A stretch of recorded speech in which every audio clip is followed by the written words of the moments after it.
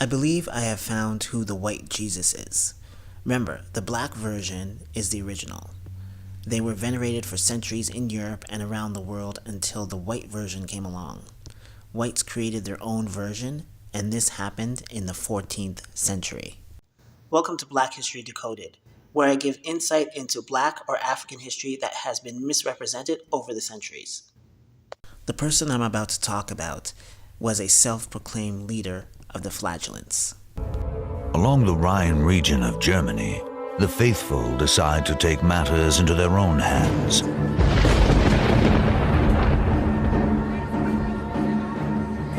They are known as the flagellants. Fanatics who think they can win God's mercy. Theirs is an extreme measure for an extreme time, and people flock to them in droves.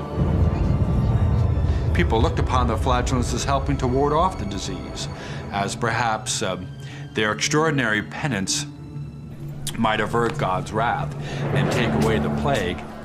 So these people were fanatical religious Christian zealots. Now, they were about sacrificing their flesh, their blood. Do you hear what I'm saying? They were sacrificing their flesh and their blood for the sins of the people because they believed that this plague came down on them because of their sins, and God is doing it. And by them going around from town to town, village to village, not only like beating themselves, sacrificing their flesh and their blood, but they're also preaching and they're also doing miracles. These rando people, Christians, these Christian zealots, are doing miracles on top of that, right? So this Jesus Christ character, because they knew about the Black Madonna and Child, they knew about the black version. So they created their own version, and he has all the hallmarks of the flagellants. So Jesus is about what? Sacrificing his body for the sins of the people. This all comes from the flagellants.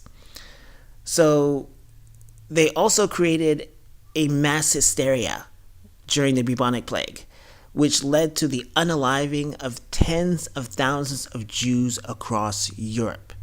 The infection and the sudden death which it brought were blamed on the Jews, who were said to have poisoned wells and rivers and corrupted the air.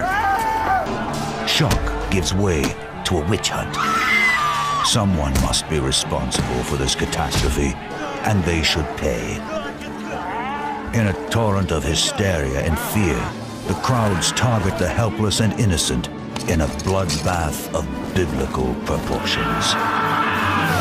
These so-called Christians, and yes, they were considered Christians, and I want you to look up the word cretin in a good dictionary and read it all the way through, and then you'll know why I asked you to look up that word. So these fanatical Christians severely weakened the Catholic Church, which eventually led to the Protestant Reformation, which many people act like it never existed. From the mass hysteria that the Christian flagellants created to the Protestant Reformation explains the switch from the Black Madonna and Child, but many people ignore this. Very annoying. Not only that, what else came out of the Protestant Reformation? The King James Bible. It's the most popular Bible in the world, and it came from a radical movement. The extreme violence of the flagellant movement. Their violent self-punishment, complete with the suggestion of holy blood, creates a sensation as they travel through a countryside empty of hope. Their dramatic displays are far more compelling than the ineffectual mutterings of the village priest.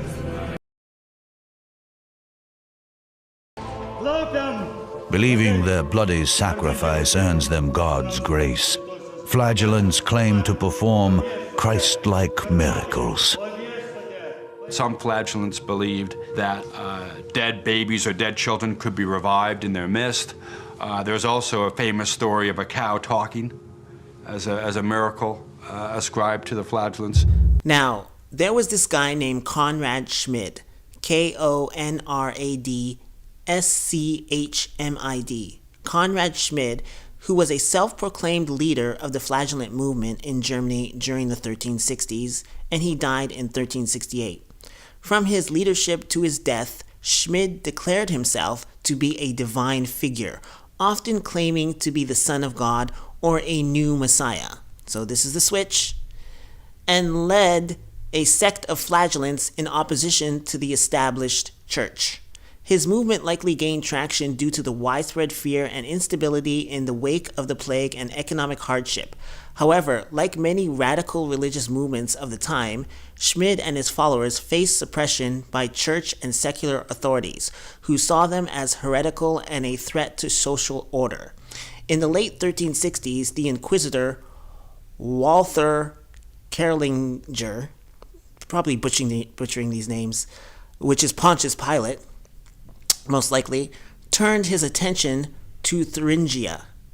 In 1368, 40 flagellants were arrested in Nordhausen, and 7 were burned, one of who appears to have been Schmid.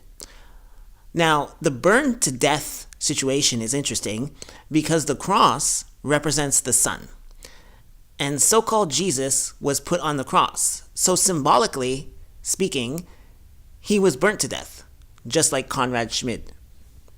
Now, do you want to know what his followers believed after he died? But before I say that, the BC timeline is crap. It's hot garbage, especially when people figure out who Noah is outside the Bible. Everybody knows who Noah is outside the Bible. They just don't know that they know. Noah, what did Noah do? He sailed the ocean blue, he found a new world, and when he found that new world, it started to become populated. That actually happened in our history, and it's 119 years before the King James Bible. So during the time of the King James Bible, this guy was popular. During the time of King James Bible, these people knew about this guy and his story. So I'm sure you can figure it out from there. Now, they expected him to return at any moment as both Emperor of the Last Days and Divine Being, Conrad Schmid. Now, does that sound familiar? So this begs the question, if so-called Jesus existed before Conrad Schmidt's time, then wouldn't they be upset that this guy is proclaiming that he is a divine being, he is a son of God? Remember, these religious fanatical Christian zealots before Conrad Schmidt came into existence, and they were originally called cretins that turned into the word Christians. If you looked up the word cretin, you'll understand where I'm coming from. These cretin flagellants were going around doing miracles, preaching, sacrificing their flesh and their blood for the sins of the people during the bubonic plague. Then this Conrad Schmid comes along and declares himself as a divine being, son of God, and when he dies, his followers expect him to come back as a divine being and emperor of days. Now, how could these religious, fanatical, Christian, cretin zealots believe in that if so-called white Jesus already existed? There's a massive, massive deception on this planet that we need to expose. All the major religions have to be challenged on their narrative about history. We have to stop the gatekeeping, keep on asking them questions. I guarantee you they hate that, and that's when they resort to name-calling and attacks. When they don't want to engage you in a civilized debate, you know something's wrong. There is a worldwide deception that has to be exposed. They piously march from city to city, performing gruesome masochistic acts before appreciative throngs. In his journals, the French chronicler Jean Divenet writes, "The penitents scourged themselves with whips of hard-knotted leather with little iron spikes.